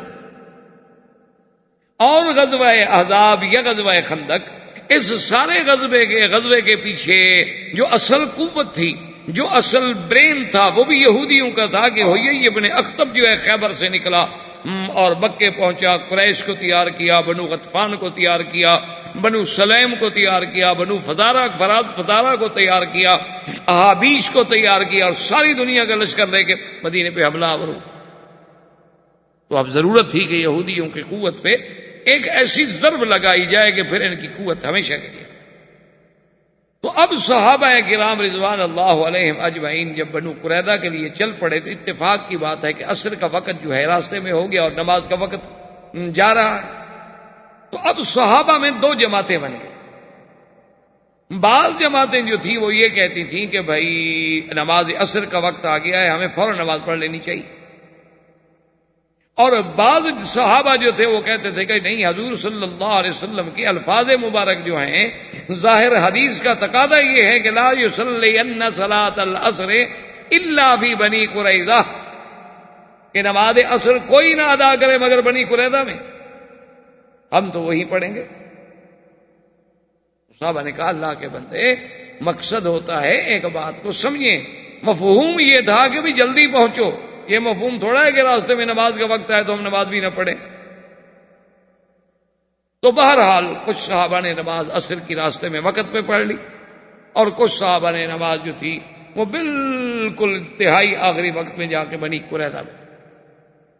جب حضور صلی اللہ علیہ وسلم کو ان کے اس اختلاف کا صحابہ کے 2 حصوں میں تقسیم ہو جانے کے بارے میں خبر دی گئی تو حضور نے فرمایا کلاکما علی الحق، تم دونوں حق و ثواب پہ ہو، تم دونوں نے کوئی غلطی نہیں کی، جنہوں نے اپنے وقت پہ نماز پڑھ لی انہوں نے بھی اچھا، اور جنہوں نے میرے الفاظ کے ظاہر پر عمل کرتے ہوئے آخر میں جا کے نماز بنی قریظہ میں پڑھی انہوں نے بھی اچھا۔ یہ تو فہم کا اختلاف ہے، یعنی سوچنے کا اختلاف ہے، مقصود تو دونوں کی اطاعت۔ تو اسی لیے ہمیشہ ایک مسئلہ سمجھ لیں کہ جس مسئلے میں مثلا ایک مسئلے میں امام ابو حنیفہ رحمۃ اللہ علیہ کی ایک رائے ہے، امام شافعی رحمۃ اللہ علیہ کی ایک رائے، تو اس میں محدثین کا، علماء امت کا، جمہور کا یہ فیصلہ ہے کہ آپ جس امام کے قول کو ترجیح دیتے ہیں اس کے قول پہ عمل کریں، لیکن دوسرے امام کے قول کو منکر نہ سمجھیں کہ وہ جو ہے نعوذ باللہ گناہ ہے اور مخالف قرآن و سنت ہے، اس کو آپ منکر نہیں کہیں، آپ یہ کہیں گے ٹھیک ہے مجھے امام ابو حنیفہ رحمۃ اللہ علیہ کے قول میں زیادہ وزن لگتا ہے، دلیل ان کی زیادہ مجھے قوی لگتی ہے، لیکن امام شافعی کو بھی آپ یہ نہیں کہیں گے کہ ان کا قول منکر ہے، کیونکہ انہوں نے بھی اجتہاد کیا ہے، صرف فہم کا اختلاف۔ اسی لیے جو آج کل ایک بہت بڑا ذہنوں کو مسموم بنانے کے لیے ایک پروپیگنڈا کیا جاتا ہے ائمہ کے خلاف کہ دیکھو جی کوئی شافعی ہے، کوئی حنفی ہے، کوئی مالکی ہے، کوئی حنبلی ہے، یہ تو لوگوں کو جی 4 فرقوں میں تقسیم کرنے والی بات ہو گئی۔ وہ اللہ کے بندے، اگر ہر آدمی قرآن و حدیث کو سمجھ کے عمل کرنے کی کوشش کرے پھر تو 4 فرقے نہیں، پھر تو کروڑوں فرقے بن جائیں گے۔ چلو کم از کم امت 4 فرقوں میں تو ہے نا۔ پھر اگر ہر آدمی اپنی اپنی کتاب اٹھا کے پڑھنا شروع کر دے اور سمجھنا شروع کر دے پھر تو آپ فرقے گن بھی نہیں سکیں گے کہ کتنے ہو گئے۔ وہ تو وہی بات ہوگی علامہ اقبال مرحوم کی کہ جب مولانا نے ان سے کہا تقلید کے خلاف تقریر کی کہ تقلید نہیں کرنی چاہیے، کسی امام کا مقلد نہیں ہونا چاہیے، بس قرآن و سنت پہ خود عمل کریں پڑھ کے، تو سنتے رہے، دلائل سنتے رہے. تو جب بات انہوں نے ختم کی تو علامہ اقبال مرحوم سے کہنے لگے، کہا کہ اقبال یہ تقریر میں لوگوں کو سنانے کے لیے نہیں کر رہا تھا، میں نے جو 1 گھنٹے سے دلائل دیے ہیں اور اتنی باریک اور دقیق باتیں کی ہیں، میرا مقصد تمہیں سمجھانا تھا، چونکہ تم بھی تو مقلد ہو نا، حنفی ہو، تو اب تمہیں مسئلہ سمجھ آ گیا کہ نہیں کہ کسی امام کے پیچھے نہیں لگنا. تو علامہ اقبال ہنس پڑے. انہوں نے کہا مولوی صاحب مجھے تو سمجھ نہیں آیا.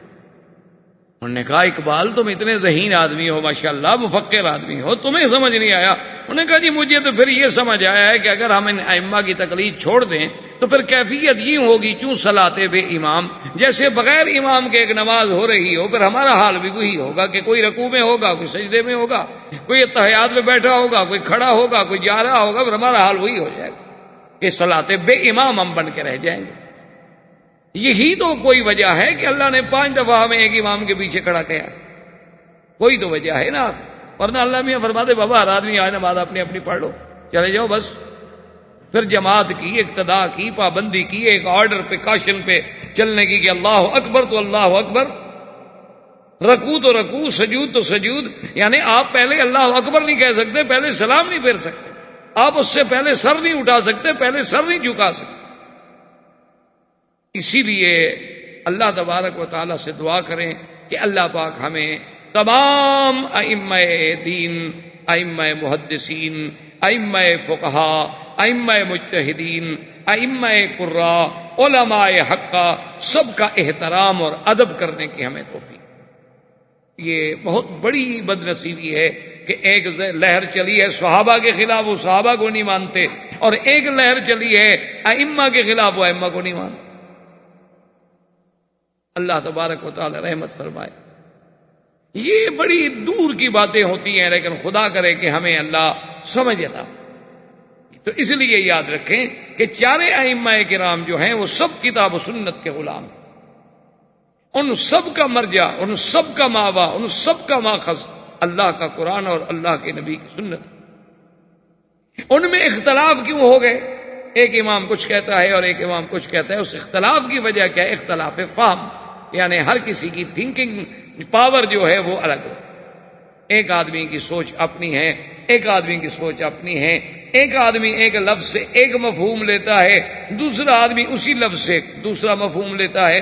تو چونکہ فہم میں اختلاف ہے قدرتی طور پر، لازمی بات ہے اختلاف مسئلے میں بھی آنا تھا. اب دیکھیں جیسے صحابہ دونوں کے فہم میں اختلاف ہو گیا. ایک کہتے ہیں نماز پڑھ لو، مقصد ہے کہ جلدی پہنچو. ایک کہتے ہیں کہ نہیں، ہم بڑی قلعہ کہ بغیر نماز نہیں پڑھیں گے. اب دونوں نے حالانکہ الگ الگ کیا کام، لیکن حضور نے دونوں کو صحیح قرار دیا. اسی لیے ائمہ کے اندر چاہے آپس میں کتنی اختلاف ہو جائے، وہ اختلاف بدنیتی پہ مبنی نہیں ہوتا، وہ اختلاف بربنائے فہم ہو. اور دوسرے اختلاف کی وجہ یہ ہوتی ہے، یاد رکھیں کہ حضور سے ایک صحابی نے حدیث سنی اور وہ جہاد کے لیے جو نکلے چلے گئے جناب، وہ تو ہندوستان پہنچ گئے، وہ واپس مدینے پلٹے ہی نہیں. اب انہوں نے جو مسئلے سنے تھے وہ تو وہی سمجھاتے چلے جائیں گے، چونکہ واپس جو ان کے بعد احکام آئے ہیں وہ تو ان کو پتہ ہی نہیں بیچاروں. اور انہوں نے جہاں جہاں دین پھیلایا لوگ اسی کو پکڑتے گئے، وہ دوسری بات سننے کے لیے تیار ہی نہیں. تو اس وجہ سے بھی اختلاف. اور تیسرا اختلاف کی وجہ یہ ہوتی ہے کہ حالانکہ وہ اختلاف نہیں ہوتا، فرق اتنا ہوتا ہے کہ جیسے مثلاً آپ فطروں میں دعا پڑھتے ہیں تو ایک دعا ہے اللہم اہدنا فیمن ہدیت وعافنا فیمن عافیت، اور ایک دعا جو ہے وہ دوسری. تو ایک دعا جو ہے اس کی روایت ابن عباس کر رہے ہیں اور ایک دعا جو ہے اس کی روایت عبداللہ بن مسعود کر رہے ہیں. تو اب حالانکہ دونوں حدیثیں تو حضور پاک کی ہیں، دونوں دعائیں حضور نے سکھلائی ہیں، تو بعض ائمہ نے عبداللہ ابن مسعود والی حدیث کو لے لیا، بعض ائمہ نے ابن عباس والی حدیث کو لے لیا. دونوں حق پر ہیں، ان میں اختلاف کون سا ہے؟ اب ایک آدمی نماز کے بعد دعا مانگتا ہے اللہم انی ظلمت نفسی ظلما کثیرا فانہ لا یغفر الذنوب الا انت، اور ایک آدمی یہ دعا نہیں مانگتا، وہ کہتا ہے اللہم انی اعوذ بک من القبر واعوذ بک من فتنة المسیح الدجال واعوذ بک من فتنة المحیا وفتنة الممات واعوذ بک من المأثم والمغرم وغلبۃ الدین وقہر الرجال. کوئی بات نہیں، وہ بھی حدیث میں ثابت ہے، وہ بھی حدیث میں ثابت. اس میں کوئی اختلاف، تو اس لیے ہمیں اختلاف نظر آتا ہے، لیکن جب غور کیا جائے تو وہ اختلاف کسی پر بنائے نیت فاسدہ نہیں ہوتا، بلکہ ہر مجتہد کا ایک اجتہاد ہے، اس کی ایک فہم ہے، اس کی ایک رائے ہے، لیکن سب کا مقصد کیا ہے کہ کسی طرح قرآن و حدیث پہ عمل ہو، کوئی بندہ قرآن و حدیث سے باہر نہیں نکلے۔ تو بہرحال حضور صلی اللہ علیہ وسلم نے محاصرہ فرما لیا۔ بنی قریظہ کا چونکہ بہت بڑے قلعے تھے، ان کے پاس اتنا سامان تھا کہ وہ اگر چاہیں تو 1 سال بھی اندر بیٹھ کے کھا سکتے، اور ان کے یعنی بچوں کے علاوہ، عورتوں کے علاوہ اس وقت اندر لڑنے والے جو تھے وہ 700 آدمی مقاتل موجود تھے، یعنی جنگجو آدمی جنگ لڑ سکتے۔ 700 کی نفری کوئی معمولی سی بات تو نہیں ہوتی۔ جب یہ محاصرہ مکمل ہو گیا، صحابہ باہر ہیں، وہ اندر۔ حضرت ابی لبابہ رضی اللہ تعالی عنہ ایک صحابی ہیں میرے مدنی سرکار کے، آپ مدینے پاک جاتے ہیں، آپ نے دیکھا ہوگا استوانہ ابی لبابہ، ریاض الجنہ میں جائیں نا تو لکھا ہوتا ہے استوانہ سیدہ عائشہ، استوانہ ابی لبابہ، استوانہ حرس، استوانہ الوفود، یہ وہ سب مقام ہے جہاں حضور صلی اللہ علیہ وسلم بیٹھتے تھے، جہاں حضور پر پہرا دینے والے بیٹھتے تھے، جہاں وفد آ کے ملتے تھے، جہاں ابی لبابہ کا واقعہ پیش آیا تھا، اور بی بی عائشہ کا ستون جو ہے جس پہ نام ہے استوانہ عائشہ، حضور نے فرمایا تھا کہ عائشہ یہاں ایک مقام ہے جہاں اللہ تبارک و تعالیٰ دعا قبول فرماتے ہیں، تو بی بی عائشہ اکثر وہاں آگے دعا مانگتی تھیں، نمازیں پڑھتی تھیں، تو اس وجہ سے ان کی نسبت۔ اسی طرح استوانہ جہاں حضور کی چارپائی مبارک ڈالی جاتی تھی، تو بہرحال ان میں ایک استوانہ ہے ابی لبابہ کے نام سے یہ صحابی۔ ان کا بھی اسلام سے قبل یہودیوں کے ساتھ آنا جانا اٹھنا بیٹھنا تھا، تو اس محاصرے کے دوران میں انہوں نے اوپر سے جب دیکھا کہ ابھی لبابہ کھڑے ہیں تو انہوں نے کہا بھی بات تو سنو، کبھی ہم بھی تو تمہارے دوست ہیں، ہمیں ایک بات تو بتلاؤ کہ اگر حضور فرماتے ہیں کہ قلعہ کھول کر نیچے اتر آؤ اور میں تمہارے درمیان میں جو فیصلہ ہوگا کروں گا، اگر ہم حضور کی بات مان لیں اور قلعے کے دروازے کھول دیں اور نیچے اتر آئیں تو بتاؤ تمہارا کیا خیال ہے، حضور ہمارے ساتھ کیا معاملہ کریں گے؟ تو ابھی بابا کہتے ہیں کہ بے سخت تھا، بغیر سوچے سمجھے میں نے اشارہ کر دیا کہ آپ قتل کریں گے اور کیا کریں۔ وہ کہتے ہیں بات تو ہو گئی، لیکن میرے تو پاؤں کے نیچے زمین نکل گئی کہ میں نے یہ کیا کیا، میں نے سرکار دو جہاں کا راز کھول دیا۔ اس کے بعد وہ کہتے ہیں بس میں بھاگا، اب میرے اندر طاقت نہیں تھی کہ میں سرکار کے سامنے جا سکوں، کہ اتنی غلطی ہو گئی تو حضور کے سامنے کیسے جاؤں۔ یہ تو ہم بہادر ہیں نا کہ ساری نافرمانیاں کر کے پھر بھی ہم کہتے ہیں ماشاءاللہ جی اس دفعہ روضہ مبارک پہ گئے نا جی، تو بالکل جی گویا کہ ہمیں زیارت ہی ہو گئی، اس دفعہ جی مدینے کی حاضری ماشاءاللہ، بس جی کمال ہو گیا جی، بس میں رات کو سویا ہوا تھا اور یہ ہو گیا۔ خدا کے بندے کوئی عقل کی بات، جن کو ایسی باتیں ہوتی ہیں وہ بتایا نہیں کرتے، اور جو بتائے تو ہیں نا سمجھ لو ہوتی نہیں۔ ایک بات ہمیشہ یاد ہے، جو برتن خالی ہو نا وہی بچتا ہے۔ تو بہرحال ابھی لبابہ آئے سیدھے مسجد نبوی میں، اپنی بیوی کو بلایا، کہا کہ رسی لے آؤ۔ بیوی حیران، رسی لے آئی، کیا کروں؟ انہوں نے کہا مجھے ستون کے ساتھ باندھ دو، میں مجرم ہوں۔ ٹھیک ہے جی باندھ۔ میں کہا دیکھو نماز کے وقت مجھے کھول دیا کرو، کیونکہ نماز تو میں نے پڑھنی، اور نماز جب ختم ہو جائے لوگ چلے جائیں مجھے پھر باندھ دو۔ حضور صلی اللہ علیہ وسلم کو خبر دی گئی کہ یا رسول اللہ ابھی لبابہ تو وہاں ستون کے ساتھ بندھے ہوئے ہیں۔ حضور نے فرمایا کیا بات ہو گئی؟ انہوں نے کہا جی انہوں نے کوئی ایسی بات کہہ دی ہے اور وہ بیچارے نے اپنے آپ کو ستون سے باندھ رکھا ہے۔ حضور نے فرمایا دیکھو اگر ہمارے پاس آتا تو ہم اللہ سے اس کے لیے معافی مانگتے، لیکن اس نے اب معاملہ سپریم کورٹ میں دے دیا ہے تو ہم کیا کر سکتے ہیں؟ اب تو اللہ جانے اور ابھی لبابہ جانے، اب تو جو فیصلہ ہوگا پھر اللہ فرمائیں گے، ہم تو نہیں دخل دے سکتے۔ تو اسی اثنا میں ایک یہودیوں میں تھا کعب بن اسعد، وہ ان کا بڑا فہم والا آدمی، اس نے تمام یہودیوں کو وہی کعب بن اشرف کی حویلی میں جو بڑے بڑے ان کے یعنی فکر والے سوچ والے صاحب رائے تھے ان کو بلایا اور کہا کہ دیکھو اس مسئلے کا حل جو ہے میں نے سوچا ہے، میری رائے میں 3 طریقے ہیں، ان کے علاوہ مجھے کوئی حل نظر نہیں آتا۔ انہوں نے کہا جی بتلائیں وہ کیا؟ اس نے کہا کہ پہلا طریقہ تو یہ ہے کہ دیکھو نا تم سب جانتے ہو کہ ان محمدن صلی اللہ علیہ وسلم نبی خاتم الانبیاء، یہودیوں تم سب جانتے اللہ کا نبی محمد مصطفیٰ سچا نبی اور خاتم الانبیاء ہیں، آخری نبی۔ جب یہ بات جانتے ہو تو ضد میں آگے کیوں اڑے ہوئے؟ خام خواہ ضد کرنے کی کیا ضرورت ہے؟ اعلان کرو مسلمان ہو جاؤ، بات ختم، ہمیشہ کے لیے مسئلہ ختم کرو۔ انہوں نے کہا اچھا ٹھیک ہے، تم دوسری بات۔ اس نے کہا دوسری بات یہ ہے کہ ہم اپنی عورتوں کو اور اپنے بچوں کو اپنے ہاتھوں سے قتل کر کے کنویں میں ڈال دیتے ہیں، دفن کر دیتے ہیں، تاکہ نہ عورتیں ہوں گی، نہ بچے ہوں گے، نہ ہمیں ان کا غم ہوگا، نہ یہ ہمیں دل میں درد ہوگا کہ ہمارے بعد مسلمان ہماری لڑکیوں کو، ہماری عورتوں کو لے جائیں گے۔ تو اس کے بعد جب یہ سب اپنے ہاتھ سے ہم کو قتل کر کے دفن کر دیتے ہیں اور پھر باہر نکل کے دروازہ کھول کے حملہ کریں، مسلمانوں کا مقابلہ کریں، یا مٹ جائیں یا مٹا دیں، غالب آ گئے تو شادیاں اور کر لیں گے، مسلمانوں کی عورتیں بھی ہمیں مل جائیں گی، اور اگر ہار گئے تو چلو ہم مرد تو ہیں نا، مرد ہیں، مر جائیں گے۔ انہوں نے کہا اچھا بھی تیسری بات کیا ہے؟ اس نے کہا تیسری بات یہ ہے کہ لیلۃ السبت جو ہے، ہفتے کی رات، وہ تمام مذاہب جانتے ہیں کہ یہودی جو ہیں وہ ہفتے کی رات میں کبھی نہیں لڑتے، نہ ہفتے کو لڑتے۔ تو اس وجہ سے ہمارا جتنا بڑا دشمن کیوں نہ ہو، وہ اس رات میں بڑا مطمئن ہو جاتا ہے کہ بھی آج کی رات وہ نہیں لڑیں گے نا کسی شکل۔ تو جب مسلمان مطمئن ہوں گے جو ہمارے محاصرے پر ہیں، تو ہم لیلۃ السبت میں حملہ کر دیں، دروازہ کھول کے سب چڑھ دوڑیں اور ختم۔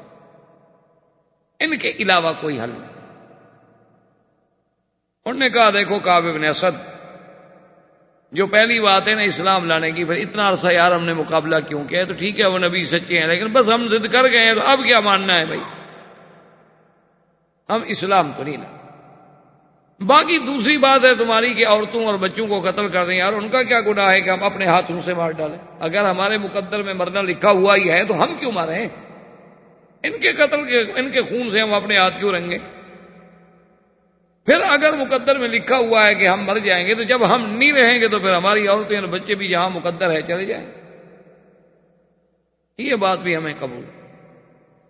تیسری جو تمہاری تجویز ہے کہ لیلۃ السبت میں حملہ کر دیں، اور اسی سبت کی وجہ سے تو ہم خنزیر اور بندر بنے تھے،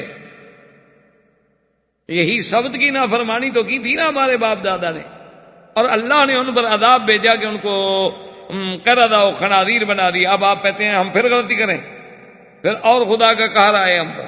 پہلے تو ایک بھگتا ہوا ہے کہ آج تک ہمارے گلے سے وہ نہیں نکلا۔ تو یہ بات بھی انہوں نے کہا اچھا اگر ان تین باتوں میں سے تمہیں کوئی بات سمجھ نہیں آتی تو میرے نزدیک اور کوئی حل نہیں، تمہاری مرضی جو چاہو کرو۔ اس کے بعد حضور صلی اللہ علیہ وسلم کے صحابہ میں سے حضرت زبیر بن العوام اور حضرت علی رضی اللہ تعالی عنہ نے اپنا ایک لشکر تیار کیا اور بڑے اصیل گھوڑے تیار کیے، اور انہوں نے آپس میں بیٹھ کے ایک فیصلہ کیا۔ انہوں نے کہا دیکھو ہم نے آج فیصلہ کر لیا ہے کہ کل صبح جو ہے نا ہم حملہ کریں گے ان کے قلعے پر، یا تو دروازہ قلعے کا توڑ کے اندر داخل ہو جائیں گے یا پھر ہم ختم ہو واپس نہیں آئیں گے۔ بس اب 19 دن ہو گئے محاصرہ کیے ہوئے، تو اس 19 دنوں میں ہمیں بھی کچھ حاصل نہیں ہو رہا، تو آج ایک فیصلہ کن جنگ لڑتے ہیں۔ انہوں نے خصوصی دستہ، جاں فروش دستہ ایسا تیار کیا کہ ابھی میرے دستے میں وہی آدمی شامل ہوگی، یا تو آج ہم نے بالکل شہید ہو جانا ہے، ہماری لاشیں واپس آئیں گی، اور یا کسی بھی شکل میں ہم نے دروازہ توڑ کے قلعے کے اندر داخل ہو جانا ہے، کوئی دنیا کی جو طاقت آئے گا۔ اب چونکہ آنا جانا تو قریب کی بات تھی، باتیں تو اڑتے اڑتے پہنچ جاتی ہیں، آخر یہودیوں کے بھی یہ بات پہنچ گئی۔ حضور صلی اللہ علیہ وسلم نے ان کو آخری وارننگ دی۔ آپ نے فرمایا اچھا بات کرو، یہودیوں تم کس کا فیصلے پہ اترو گے؟ انہوں نے کہا جی اگر حضرت سعد حکم دے تو ہم اتریں۔ آپ نے فرمایا حضرت سعد رضی اللہ تعالیٰ عنہ کو غزوہ خندق کے موقع پر تیر لگا تھا، اور خدا کی شان دیکھیں کہ حضرت سعد جا رہے تھے اور زرہ پہنی ہوئی تھی، اور سینے میں ایک جگہ جو تھی وہ خالی تھی زرہ کی۔ تو سیدہ عائشہ رضی اللہ تعالی عنہا کی نظر پڑی تو ان کے منہ سے نکلا کہ سعد کہیں دشمن تمہیں اسی جگہ تیر نہ مارے۔ اسی جگہ تیر لگا۔ اور یہ پہلا واقعہ ہے کہ جس کو حضور صلی اللہ علیہ وسلم نے خون بند کرنے کے لیے خود فرمایا کہ بھی اس کو کئی کرو، یعنی داغ دو آگ میں، لوہا جلا کر داغ دو زخم پہ تاکہ خون بند ہو جائے۔ حضور نے کئی کرایا، بند ہو گیا، پھر جاری ہو گیا، پھر حضور نے دوبارہ داغ دیا، پھر بند ہو گیا، پھر جاری۔ تو پھر حضور نے آپ کو مدینے بھیج دیا تھا کہ مسجد نبوی میں ان کو بھیج دیتا کہ وہاں علاج ہو، وہاں تیمارداری ہو، خون اتنا نکل گیا ہے، کمزور ہے۔ اب حضرت علی نے جب ادھر سے تیاری کی تو انہوں نے کہا کہ ننزل علی حکم یا محمد صلی اللہ علیہ وسلم، خلاص خلاص، ہم آپ کے حکم پر اترتے ہیں، اور دروازے کھول دیے، نکلا۔ حضور صلی اللہ علیہ وسلم نے فرمایا ٹھیک۔ اب جب انہوں نے دروازے کھول دیے اور جب نکل آئے تو قبیلہ اوس، کیونکہ یہ دو قبیلے تھے مدینے میں بڑے، ایک اوس ایک خزرج۔ خزرج جو تھے وہ بنو نذیر کے حلفاء تھے، اور اوس جو تھے یہ بنی قریظہ کے حلفاء تھے۔ تو بنی نذیر کو جو پناہ ملی تھی، حضور نے معافی دی کہ اچھا بھی چلے جائیں، ان کو قتل نہیں کریں گے، تو وہ انہیں خزرج کی وجہ سے انہوں نے کہا تھا حضور ہمارے موالی ہیں، ہمارے حلیف ہیں، ان کے ساتھ رعایت کریں۔ اب جب یہ باہر نکل آئے تو قبیلہ اوس کے لوگ جو تھے مسلمان انصاری، وہ بھی آگے نے کہا رسول اللہ موالینا آسن علیہ آسن علینا کما احسنت علی اخونا خزرج، جیسے آپ نے خزرج قبیلے پر احسان کیا، ان کے حلیفوں کو آپ نے چھٹی دے دی، وہ چلے گئے خیبر، تو یہ بھی تو ہمارے حلیف ہیں، آپ رعایت کریں، ان کو بھی رعایت دیں، یہ بھی چلے جائیں۔ اب حضور صلی اللہ علیہ وسلم کے لیے بڑا ایک اہم مسئلہ پیدا ہو گیا نا، کہ اپنی جماعت پیدا ہو گئی ان کی رعایت مانگنے کے لیے، حالانکہ بنی نذیر نے تو صرف ایک آدمی کو قتل کیا تھا، اور بنی قریظہ نے تو حضور صلی اللہ علیہ وسلم کے خلاف سازش کی۔ ان کے اور ان کے جرم میں آسمان و زمین کا فرق تھا۔ حضور نے فرمایا اچھا دیکھو قبیلہ ہے اس کے لوگوں، تمہارا سردار ہے حضرت سعد، تمہیں ان کا فیصلہ قبول ہے؟ انہوں نے کہا حضور وہ تو ہمارے قبیلے کا سردار ہے، ہمیں ان کا فیصلہ قبول کیوں نہیں ہوگا، وہ تو اوس ہے۔ آپ نے فرمایا حضرت سعد کو بلاؤ۔ حضرت سعد رضی اللہ تعالی عنہ کو ایک بڑی مشکل سے ایک لکڑی ڈال کے گدھا پر اس کے اوپر لٹا کے اور پکڑ کے بڑی مشکل سے لایا گیا، کیونکہ آپ تو زخمی ہو چکے تھے، تیر لگ چکا تھا۔ اسی حالت میں جب آئے تو حضور نے فرمایا قوموا الی سیدکم، لوگوں اپنے سردار کی طرف اٹھو، سعد کی طرف، ان کو آرام سے اتارو۔ ان کو اتارا گیا، بٹھایا گیا، اور حضور نے فرمایا کہ سعد تمہارے قبیلے کا مطالبہ ہے کہ ہم بنو نذیر کے بارے میں کچھ رعایت کریں، لیکن چونکہ تم اس قبیلے کے سردار ہو، اب یہ معاملہ میں نے تمہارے سپرد کر دیا ہے، تم جو فیصلہ کرو گے قبول۔ حضرت سعد نے سنا، انہوں نے کہا حضور آپ کا حکم ہے، ٹھیک۔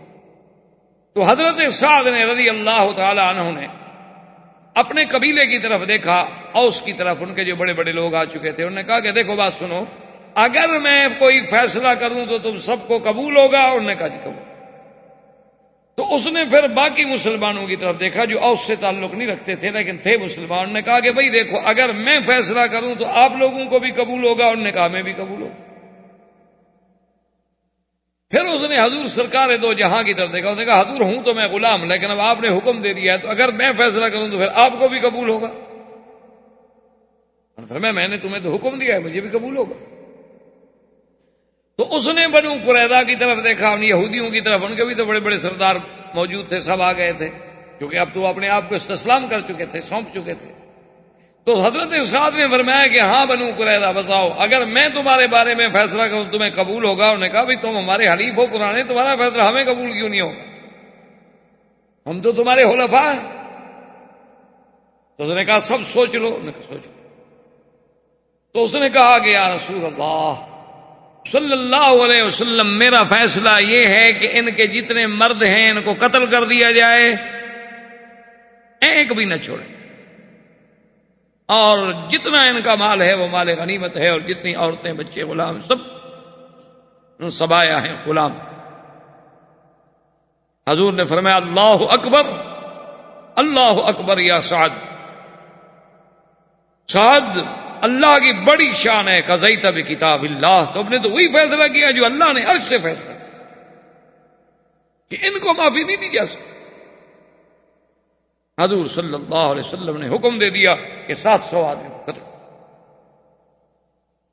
خدا کی شان ہے کہ ایک ان میں سے یہودی تھا، تو محمد ابن مسلمہ ایک صحابی تھے، وہ اس کو لے کے عمر ابن سعدی اس کا نام تھا، اس کو لے کے آ گیا. انہوں نے کہا یا رسول اللہ ایک دفعہ مجھے اس نے پناہ دی تھی، اپنے گھر میں مجھے بچایا تھا، مجھ پر اس کا ایک احسان ہے، میں اس کو معافی دینا چاہتا ہوں، پناہ دینا چاہتا ہوں، اگر آپ مہربانی کریں. تو آپ نے فرمایا کہ اچھا اگر کسی نے ہمارے مسلمان کی جان بچائی تھی ہم تو غداروں کو سزا دینا چاہتے ہیں. ایک لڑکا تھا رفع ابن قریظہ، وہ بالغ نہیں تھا اور بڑا خوبصورت بچہ تھا، اس کے لیے کچھ مسلمان عورتیں انہوں نے لگ گئی کہ اصل یہ تو بچہ ہے، یہ تو بیچارہ ابھی بالغ ہی نہیں ہوا، اس کی تو ابھی مونچھیں نہیں پھوٹی، اس نے تو کوئی لڑائی ولائی نہیں لڑی ہمارے ساتھ، اس کو مہربانی کر کے چھوڑ دیں. ہم نے فرمایا اچھا اس کو بھی چھوڑ. اچھا خدا کی قدرت ہے، جب ان دونوں کو چھوڑ دیا انہوں نے کہا جی ہم تو نہیں جاتے، ہم مسلمان ہوتے، ہمیں کلمہ پڑھوا دیں. تو باقی ان کے جتنے آدمی تھے 700 آدمی، ان کو وہاں تحقیق کیا گیا اور ان کو گڑھوں میں ڈال دیا گیا. اور اللہ تبارک و تعالیٰ کی قدرت سے اس فیصلے سے دشمنوں پہ ایک ایسی دھاک بیٹھ گئی کہ مسلمانوں سے جو غداری کرتا ہے پھر اس کا انجام ہی ہے. تو بنی قریظہ کے اس قضیے کو ختم کرنے کے بعد حضور صلی اللہ علیہ وسلم نے اپنے صحابہ کو بلایا، آپ نے فرمایا کہ دیکھو بات سنو، اب ہمیں آرام سے نہیں بیٹھنا ہے. جن جن لوگوں نے غداری کی ہے اور جن جن قبائل نے قریش کا ساتھ دے کے مدینے میں چڑھائی کی ہے، سب کو ادب سکھانا ہے. حضرت محمد ابن مسلمہ کو آپ نے فرمایا کہ تم 1000 کا لشکر لے کر فوراً جاؤ، اور فوراً جانے کے بعد تم جو ہے بنی تغلب اور فلاں فلاں قبیلوں پر حملہ کرو، ان ظالموں پر جنہوں نے کفار قریش ہمارے معاہد تھے، ہمارے ان کے ساتھ معاہدے تھے، لیکن اس کے باوجود وہ دشمن کے ساتھ مل کے مدینے پہ چڑھائی کرنے کے لیے آ گئے. تو حضرت محمد ابن مسلمہ 1000 کا لشکر جرار لے کے چلے. بڑی لمبی تفصیل ہے اس واقعے کی الگ. آگے جب کافروں کو پتہ چلا کہ آپ مسلمانوں کا لشکر آ رہے ہیں، وہ تو بھاگ گئے، وہ پہاڑوں میں چھپ گئے. ان کو پتا تھا کہ ہم نے بدعہدی کی ہے، حضور ہمیں سزا دیں گے، وہ بھاگ گئے. لیکن اللہ نے مہربانی کی کہ 30,000 کے قریب تو بھیڑ بکریاں ملی اور کئی سینکڑوں اونٹ ملے. وہ محمد ابن مسلمہ وہ سارا مال لے کے واپس آ گیا کہ چلو ان کو اتنی سزا ہی کافی، چلو بھاگ گئے، لڑائی تو نہیں لڑی، چلو کم از کم ان کو اور نہیں تو مالی نقصان کو مذاق تو نہیں 30,000 بکری ایک قبیلے کی چلی جائے اور مسلمانوں کے لیے اتنی بڑا مال مل رہا ہے. اچھا اللہ کی شان دیکھیں کہ جب یہ لڑائی لڑ کے، یعنی لڑائی تو ہوئی نہیں، وہ کافر بھاگ گئے. اسی طرح حضور صلی اللہ علیہ وسلم نے بنی غطفان کے خلاف، اسی طرح بنو اسد کے خلاف، اسی طرح حضور صلی اللہ علیہ وسلم نے اور بنی فزارہ کے خلاف جتنے جتنے قبائل احابیش کہتے سب کے خلاف حضور نے چڑھائی کا حکم دیا کہ سب کو سزا. اچھا خدا کی قدرت یہ ہے کہ کسی جگہ کو خاص لڑائی کا واقعہ بہت کم پیش ہے، حتیٰ کہ حضور مدینہ منورہ سے چلتے چلتے چلتے یہ عصفان، اب جب آپ مدینہ جاتے ہیں نا راستے میں ایک وادی آتی ہے عصفان تک حضور پہنچے. حضور صلی اللہ علیہ وسلم راستے میں ایک جگہ ہے مار رجی تک آپ پہنچے. حتیٰ کہ حضرت عمر کہتے ہیں میری زندگی کا یہ پہلا واقعہ ہے، میں نے دیکھا کہ ایک قبر پر حضور بیٹھے ہیں اور رو رہے ہیں، اور میں نے کبھی حضور کو ایسے روتے ہوئے بھی نہیں دیکھا، اور میں نے یہ بھی کبھی نہیں دیکھا کہ قبر پر اللہ کا نبی بیٹھ کے روئے. تو کافی دیر تک حضور سرکار دو جہاں روتے رہے، اور کافی دیر کے بعد جب وہاں سے اٹھے تو پھر میں قریب گیا، صلاۃ والسلام عرض کیے، اور میں نے کہا یا رسول اللہ ہم نے آج تک تو کبھی نہیں دیکھا کہ آپ کسی قبر کے پاس اتنا بیٹھے ہوں یا اس کے پاس روئے ہوں. تو آپ نے فرمایا عمر ان ہذہ قبر امی، یہ میری اماں کی قبر ہے، میری والدہ کی قبر ہے. تو آخر بیٹے کو وہاں تو یاد آتی. اور یہ بھی ساتھ فرمایا استاذنت ربی لأزور امی فأذن لی، اللہ سے میں نے اجازت مانگی کہ اللہ میں اس جگہ کے بالکل قریب آ گیا ہوں جہاں میری اماں کی قبر ہے، تو میں ماں کی قبر پہ جا سکتا ہوں، تو اللہ نے مجھے اجازت دے دی. ثم استاذنت له للاستغفار فلم یأذن لی، پھر میں نے اجازت مانگی کہ یا اللہ مجھے اپنی اماں کی بخشش مانگنے کی بھی اجازت دے دے، تو اللہ نے فرمایا یہ اجازت، کیونکہ وہ تو اسلام آنے سے پہلے فوت ہو گئی تھی، وہ تو اسی سابقہ ادیان پہ تھی. تو اسی راستے میں حضور صلی اللہ علیہ وسلم واپس تشریف لے آئے. محمد ابن مسلمہ رضی اللہ تعالی عنہ اپنے لشکر کے ساتھ جس راستے سے واپس آ رہے تھے، خدا کی شان ہے، راستے میں دیکھا ایک آدمی سویا ہوا ہے۔ انہوں نے کہا پتہ نہیں یہ کون ہے۔ آگے دیکھا تو ایک آدمی کپڑا لے کے سویا، انہیں اٹھا کے کون ہے پکڑ لیا۔ اس نے کہا بھی میری نہ تمہارے ساتھ لڑائی ہے، نہ ہم نے آپ لوگوں سے جنگ لڑی، میں تو ایک مسافر آدمی ہوں، مکہ مکرمہ جا رہا ہوں، تھک گیا، درخت کے نیچے سو گیا، اللہ کے بندو تم لوگوں نے آگے مجھے پکڑ لیا، کیا کر رہے ہو؟ انہوں نے کہا کہ نہیں ہو تو کافر نا۔ اس نے کہا ہاں ہوں کافر۔ انہوں نے کہا پھر کفر سے ہماری کھلی جنگ ہے، ہم نہیں چھوڑتے، البتہ تم ایک رعایت دیتے ہیں کہ جب تک حضور صلی اللہ علیہ وسلم کے سامنے تمہیں پیش نہ کریں تمہیں کہتے کچھ نہیں۔ انہوں نے کہا ٹھیک۔ تو جب وہ مدینہ منورہ میں واپس آئے، حضور صلی اللہ علیہ وسلم کے سامنے لایا اس کو، حضور نے فرمایا محمد بن مسلمہ جانتے ہو یہ کون ہے؟ تو اس نے کہا کہ نہیں ہے اللہ کے بندے یہ تو اسامہ ہے، یہ تو ابن اسال سمامہ، یہ سمامت ابن اسال ہے، یہ تو بنو حنیفہ قبیلے کا بہت بڑا سردار ہے، اس کے پیچھے تو 70,000 کا لشکر ہے، یہ تو 70,000 جوانوں کا سردار ہے، جس کو تم قیدی بنا کے لے آئے۔ اس نے کہا حضور راستے میں آ گیا، آپ نے فرمایا آپ تم چکے قیدی بنا چکے ہو تو یہ قیدی ہے، اس کو مسجد کے دروازے کے قریب جو ہے وہاں قید کر کے باندھ کے رکھو۔ دروازے کے قریب اس کو باندھ کے بٹھا دیا گیا۔ رات گزر گئی، حضور صلی اللہ علیہ وسلم آئے، آپ نے فرمایا اس کو روٹی دو، پانی دو، کھانا دو، سب کچھ دو، لیکن کہہ دیے چھوڑنا نہیں۔ حضور صلی اللہ علیہ وسلم گزرے تو آپ نے فرمایا کہ ہاں سمامہ کیا حال ہے تمہارا؟ تو کہا اندی خیر اندی خیر، ٹھیک۔ آپ نے فرمایا اچھا پھر کیا ارادہ ہے تمہارا، کیا چاہتے ہو؟ انہوں نے کہا یا رسول اللہ، اس کے آج تک یعنی تاریخ میں اور حدیثوں میں اور سیر میں اس کے یعنی جملے لکھے ہوئے ہیں کہ دیکھیں سرداروں کی باتیں کیسی ہوتی۔ کہنے لگا ان تقتل ذا دم وان تعفو عن شاکر وان فاطلب ما شئت۔